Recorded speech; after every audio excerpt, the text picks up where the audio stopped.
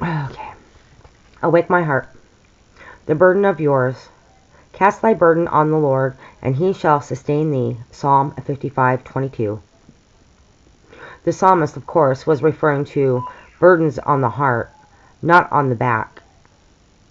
He knew that mental burdens are worse than physical, and that there is only one resort where true relief is found. His words open up whole continents of thought. But here we mention just three considerations which are suggested by them. The first fact which we are reminded of is the inescapableness of burdens. This burdened psalmist, remember, was David. His words take on a more vivid color from the circumstances. He was a king, he was wealthy. He was also godly, and he was now aged. Those four particular remind us that burdens come to high as well as low, to rich as well as poor, to saints as well as sinners, and to old as well as young.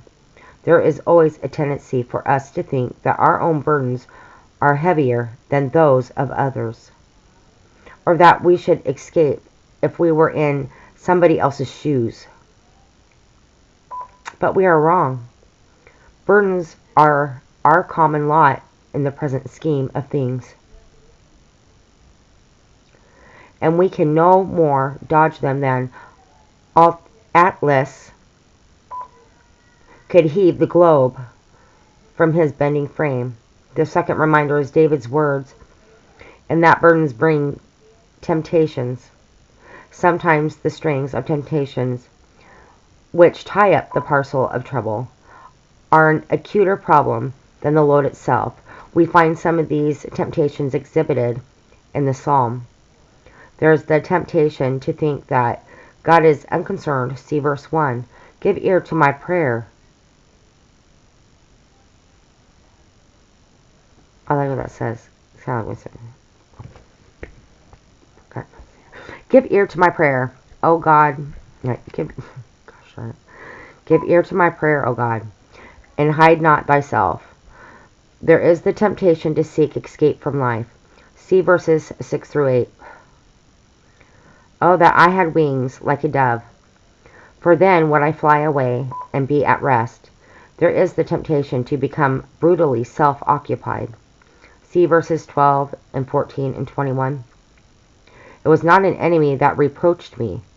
Then could I have borne it, etc., etc. There is the temptation to become bitter toward life and people. See verse 15. Let death seize upon them, and let them go down quick to hell. David's advice is, cast thy burden on the Lord. But someone sighs, that is the very thing I long to do, but somehow cannot. If my burden were an outward and physical one, I could do so.